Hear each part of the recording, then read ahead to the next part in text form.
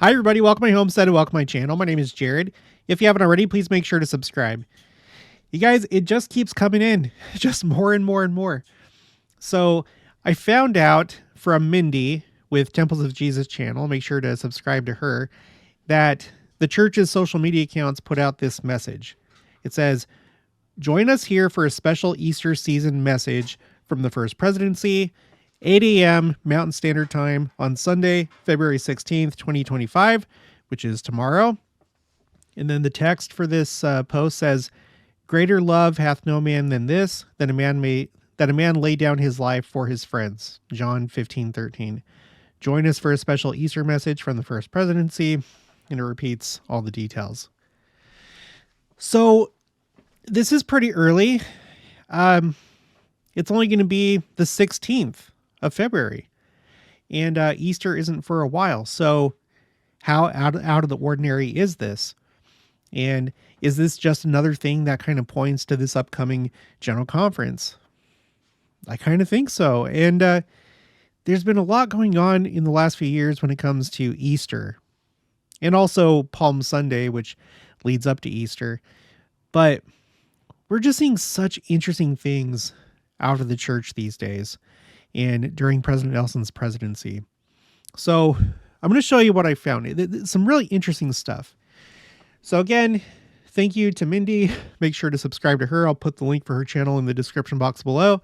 And also, she's the one that came up with the idea for the 2025 House of the Lord Challenge, gathering 5 stakes in heaven, where it's similar to my Flood the Earth challenge that I used to do, where we shared copies of the Book of Mormon. With this one, go to the temple, and then in the link of all my, in the description box of all my videos, I have a link for this.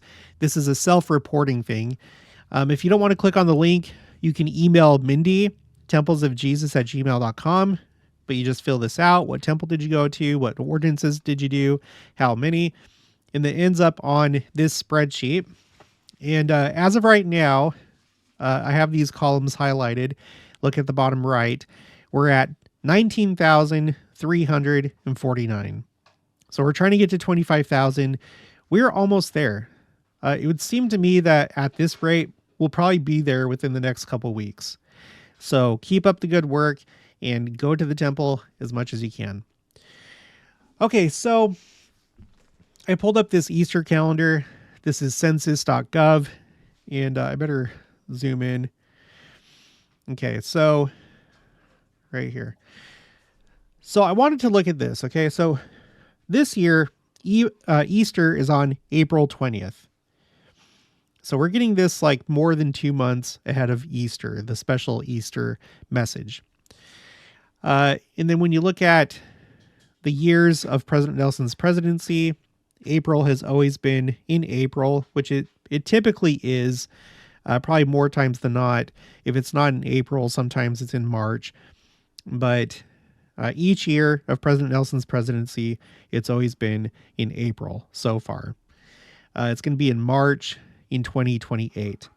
Okay, so that gives you an idea as we look at these other First Presidency Easter messages. Now, whatever they put out tomorrow, I don't know if it's the same as this. You have these First Presidency Easter messages that get published every year. And so if it's the same thing, I don't know if this is just like something different, like some kind of like video pre-recorded message or something out in the ordinary. But if it's this, last year, it was in February. It was February 20th of 2024. And by the way, this is one of those times that the First Presidency repeated something 7 times. In this case, it's references to Christ, like Savior, Jesus Christ, Redeemer, and so on. Okay. I'm collecting those on this spreadsheet called Prophets Sevens. You can access my spreadsheets anytime. The link is in the description box of each video. But this is something that happens quite a bit, at least during President Nelson's presidency, where he or a few other times others will repeat something 7 times. I'm not going to go over all those right now, but this is the only Easter one that I have on this spreadsheet. So it doesn't seem like they've done this for other Easter messages that I know of right now. Okay, so last year, the message came out February 20th. In 2023, it came out in March, the last part of March, March 24th, so closer to Easter. Okay. And then in 2022, it was April 13th. 2021, March 25th. 2019. Oh, and by the way, I searched. I didn't find it. I don't know if they put one out for 2020. That may have been because they were focusing on the April 2020 General Conference, the one that President Nelson says was a hinge point in the history of the church. And we got the new church symbol and the new proclamation and all that stuff to the Hosanna shout. But I couldn't find one for 2020. 2019, it was April 10th. And President Nelson's first year as president of the church, it was April 1st. So for some reason, and there's got to be some reason, it's not just, it doesn't seem like it'd just be arbitrary. For some reason, last year it was in February, and this year it's even earlier in February by 4 days. I don't know what to make of that. I don't know why that decision was made. It may not be anything big, but I really do think that we're getting closer to, really close to the second coming. And when I say second coming, whichever appearance you want to think of, all of the above, we're getting closer. And I don't know if this has anything to do with that. I do tend to think that this upcoming General Conference may stand out. The reason why, I've already done a video about this spreadsheet. This is Prophets, President Nelson's warnings, where there's a lot of things that seem to lead up to, culminate in, point to this upcoming General Conference, April 2025, starting with the 2015 First Presidency Christmas devotional, in which Elder Bednar had the congregation do this kind of like thought experiment or exercise where you imagine yourself listening to Samuel the Lamanite, and Elder Bednar says, imagine that you're, that child, and 5 years go by and then Christ comes. I have the whole quote right here, but I'm not going to read it. It's interesting because 5 years after Elder Bednar's talk, something big kind of did happen. The year 2020, all of it, including the April 2020 General Conference, as well as the pandemic and riots and uprisings and things that took place that year. It was a chaotic year. It's a year that President Oaks said, this is not the end of the world, but merely a test, a trial run for the second coming, if you will, physically and spiritually. If you've been following the counsel from the prophet about ministering, emergency preparedness, and at-home church, you have no need to fear. You pass the test. And here's my two references right here. Okay. So 5 years between Elder Bednar's talk and then this. We also had, in President Nelson's first year as president of the church, the Paradise, California fire. And this year started out with the Palisades, Los Angeles fires, which I have to double check and see if that's still going on, but I haven't heard any news about it. But it's just kind of an interesting bookend, or however you want to think of it. We had the Rome, Italy temple dedication, which President Nelson and Elder Bednar said was a hinge point in the history of the church. The conference after the Paradise Fire, President Nelson said time is running out, showed a picture of the burnt down city of Paradise, California. I'm going to skip over some of the details just because I've already covered it before. Okay, so time is running out. That was, at this point, it's going to be 6 years. With this upcoming General Conference. 6 years since he said time is running out. Okay, and then October 2022 General Conference, he said, I call upon you to be the people of the second coming. That was in his talk called Overcome the World and Find Rest. In that same conference, he showed the new clip from the Book of Mormon video series of 3rd Nephi and Christ coming to the Nephites. And then the next conference, he asked us to read that account. So for 2 conferences in a row, he stressed third Nephi, and specifically Christ's appearance to the Nephites. The first time he showed it, he showed the video clip. The next conference, he asked us to read it. Okay. In that same conference, April 2023 General Conference, there was this kind of unusual emphasis on Palm Sunday. I've been a member of the church my entire life. There's never, that I remember, been an emphasis on Palm Sunday. I always thought, oh, that's like just some other Christian thing like outside of our church. It's not something that we really do. But all of a sudden that idea came to life and seems to have been incorporated more into our church. More on that in just a minute. And then let's see, the October 2023 General Conference, President Nelson, I didn't mention this before, but this is the second time that he did the Doctrine and Covenants 132 verse 7 warning. I'm not going to cover that right now, but you can just look that up. Excuse me. The 2023 Christmas devotional was interesting because you had Joy to the World, which is a second coming hymn. You had the Hallelujah chorus from Handel's Messiah, which is also a second coming part of Handel's Messiah. And then the choir was all dressed in white dresses, and they haven't done that since the early 2000s. But there's more to that. I'm not going to go over all those details. Okay, and then last year, just before the April General Conference, the Kirtland Temple came back to the church. And then the October General Conference of 2024, President Nelson did a talk that was solely focused on the second coming. This was like his biggest second coming talk. With as much as he talks about the second coming, this talk was solely focused on the second coming. Okay. Shortly after that, he dedicates the 200th temple of the church. We know that President Hinckley wanted to have 100 temples dedicated by the end of the year 2000. And now, 2024, we have 200, a huge milestone. And then this year, like I said, we had the Palisades fires, or the Los Angeles area fires, break out. And then just 7 days later, President Nelson hit his 7-year anniversary. And then, excuse me. And so this April 2025 General Conference is going to be 5 years since the April 2020 General Conference, which was a hinge point. And we have all these things to consider, all these things that President Nelson has emphasized and that church leadership has emphasized. Here's some of the things that I'm looking at. Again, I'm going to skip over some of this. I will point out that Joseph Smith had started this kind of what he was calling Jubilee years every 7 years. In the Old Testament, it's every 50 years, but he was like using the word Jubilee the way that you would think of a sabbatical year.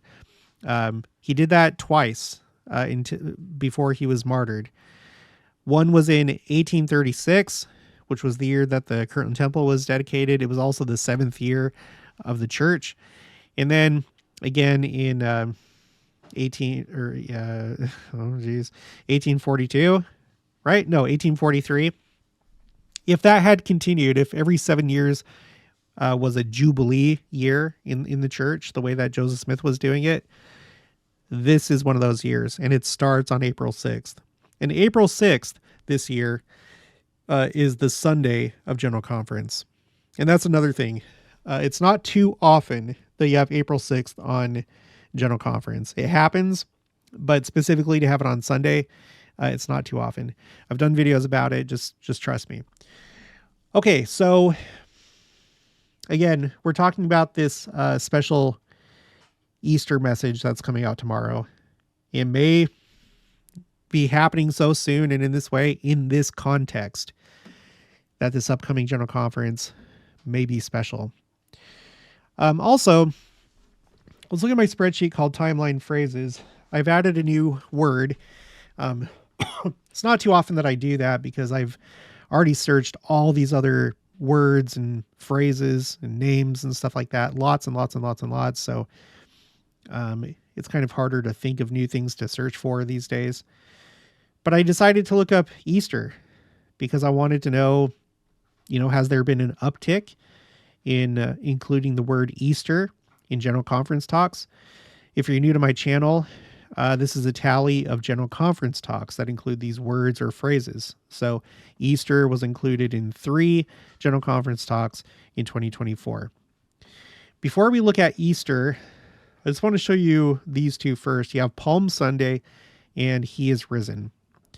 Notice this really big spike for Palm Sunday in 2023. Okay.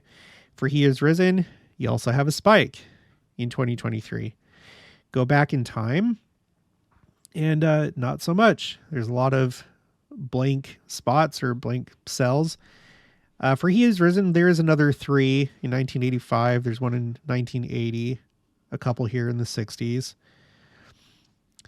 But for Palm Sunday, like hardly anything at all. You know, it's never really been a thing for our church, really. But suddenly, 2023, all this emphasis on Palm Sunday. Remember, during Christ's lifetime, when He was still in mortality, Palm Sunday was essentially the day that He was recognized as king. Like, there were already many that recognized Him as Messiah, but this was almost like a recognition of His political rule. He came into Jerusalem as a king would. Had He not been crucified, essentially His political kingdom would have been established at that point. Of course, that was never going to happen, but it's essentially, in that sense, a foreshadowing of the second coming. And I have to wonder about the April 2020 General Conference when we did the Hosanna Shout, because the Hosanna Shout harkens back to Palm Sunday. Instead of waving palm fronds, we do a white handkerchief, or just your hand if you don't have a white handkerchief.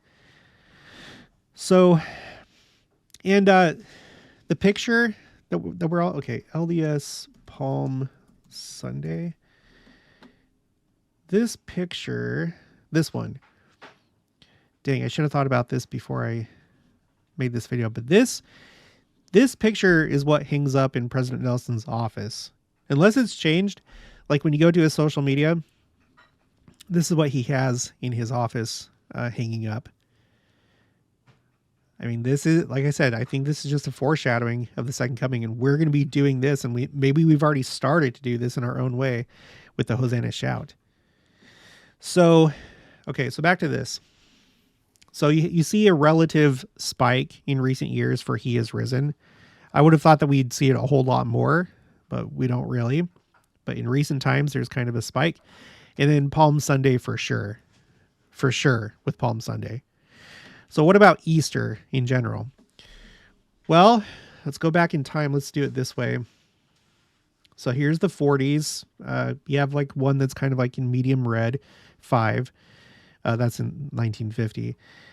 Here's the 50s, more or less. You have a couple that are in dark red and a couple that are medium red. The 60s, here's a couple dark red, one medium red. And then you can see the rest. Here's the 80s. Here's the 90s, a couple dark reds. Not a whole lot going on at all in the 2000s, except for 2010. I guess that'd be the 2010s. And then probably starting more like in, I guess you could include 2010 or maybe start at 2015. From this point, it just like really takes off with Easter, especially during President Nelson's presidency. You have 21 in the year 2021, right? I think that's the record. Yeah, you go back. That is the most. Easter was used the most in the year 2021. And then President Nelson's first year in 2018. So there is objectively more emphasis on Easter and Palm Sunday, which leads up to Easter. And you see a little bit of a spike with He is Risen.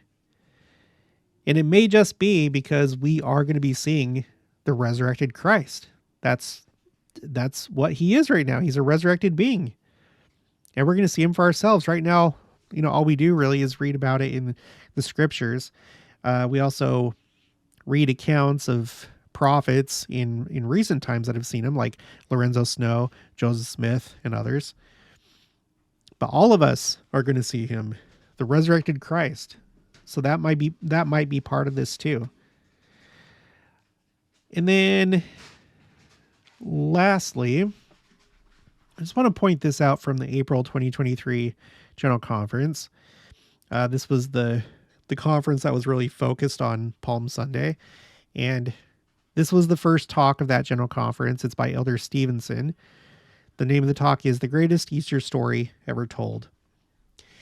And I was kind of taken aback by this talk because of what he said about Easter. Because you guys, whenever the second coming happens and we're then in the millennium, Easter may become really the new Christmas. I don't know.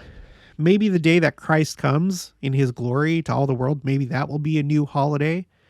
Maybe he'll come on Easter. I don't know. But I think that Easter is going to play a more prominent role in our celebrations each year. And I think the church is getting ready for that. So, all right, this is what he said. This section is called First Presidency Letter on Easter. You likely remember hearing a letter from the First Presidency read in your ward or branch several weeks ago. That letter announced that next Sunday, Easter Sunday, all wards and branches are to meet for a sacrament meeting only, leaving additional time for worship at home as families to commemorate this most important holiday. The First Presidency's letter caught my attention, and it caused me to reflect on the way our family has celebrated Easter through the years. The more I thought about our celebrations, the more I found myself wondering if we are inadvertently shortchanging the true meaning of this holiday, so central to all believers in Jesus Christ. So remember, doing this with Easter, just having the sacrament meeting only, that was more of just like a Christmas thing before this point. So it's like making Easter the same as the way that we celebrate Christmas as far as going to church just for sacrament. Okay, the next section, Christmas and Easter traditions. Those thoughts led me to ponder the difference between the way we have celebrated Christmas as compared with Easter. During December, we somehow managed to incorporate the fun of jingle bells, Christmas stockings, and gifts alongside other more thoughtful traditions, such as caring for those in need, singing our favorite Christmas carols and hymns, and of course, opening the scriptures and reading the Christmas story in Luke 2. Every year, as we read this beloved story from a large old Bible, our family does what your family probably does, dressed with towels on our heads and shoulders and donning bathrobes to represent Joseph, Mary, and the many who came to worship the baby Jesus. We reenact the treasured Christmas story of the Savior's birth.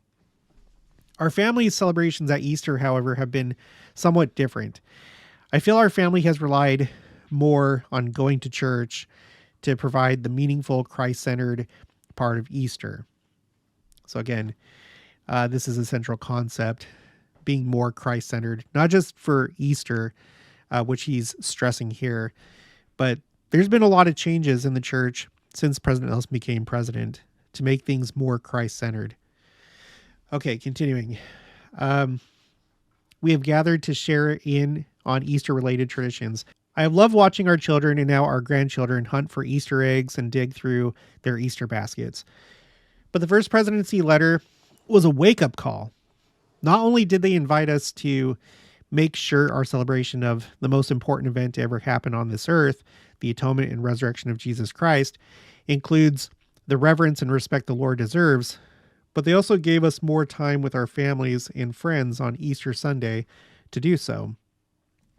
These words of the prophet Joseph Smith add additional context to the significance of the events surrounding Easter. Quote, the fundamental principles of our religion are the testimony of the apostles and prophets concerning Jesus Christ, that he died, was buried, and rose again the third day, and ascended into heaven, and all other things which pertain to our religion are only appendages to it. End quote.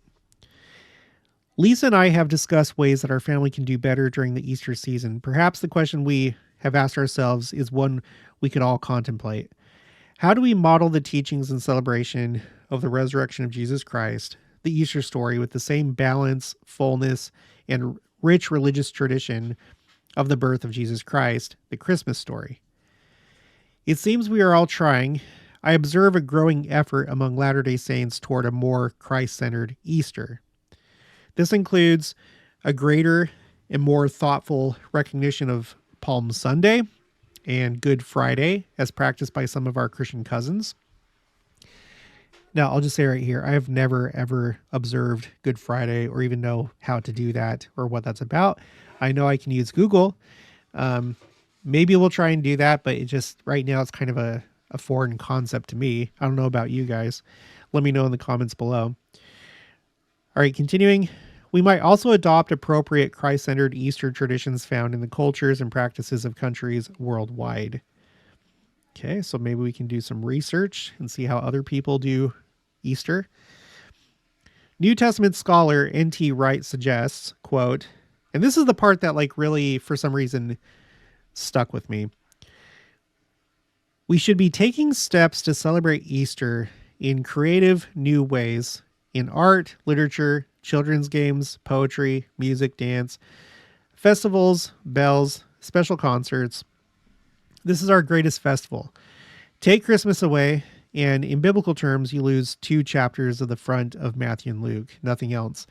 Take Easter away, and you don't have a New Testament. You don't have a Christianity. So I'm going to be really interested to see if we're able to change things as a church and as the world.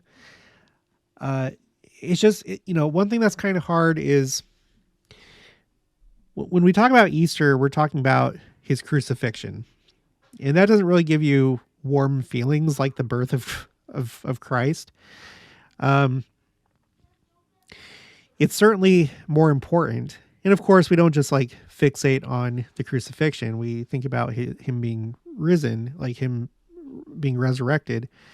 But like, I don't know how to do it. Another thing that kind of factors in is the time of the year.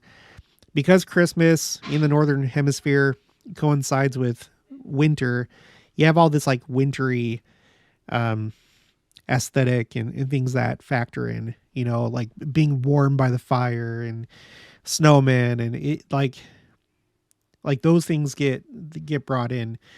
Whereas Easter takes place during the spring and that's nice. Like for me personally, I'm not a big fan of spring. What's your favorite season? For me, it's probably fall. And then maybe winter. Maybe like winter and summer are kind of tied for me. I'm not sure. But for me, spring is last. I don't know. It's just me. I don't know. But I'm not a big fan of like the Easter bunny and eggs and stuff like that. I know that they have pagan roots. That's not necessarily why I don't like them, although that is kind of problematic. But I don't get too twisted out of shape or bent out of shape over that. But it would be so it'd be so great if we could just like really change it. And like a big thing is songs, like Christmas songs. They give you like a warm feeling inside. And like, I don't know what to do. Sorry, I can't fix this, you guys. That's going to be on you, I guess. I don't know what I can do. But anyway, I'm excited to see what this is going to be all about. I don't think that they've done something like this before where they do like an announcement ahead of time, like, hey, there's going to be a special Easter message. And it must be a video message because they say, join us here, meaning social media. So this is kind of exciting. And depending on what it is, I'll probably do a video about it on Monday. So, all right, well, that's going to be it for this one. So if you haven't already, please make sure to subscribe, like this video if you liked it, leave your thoughts and opinions down in the comments below. Also, make sure to share it, and I'll talk to you guys later.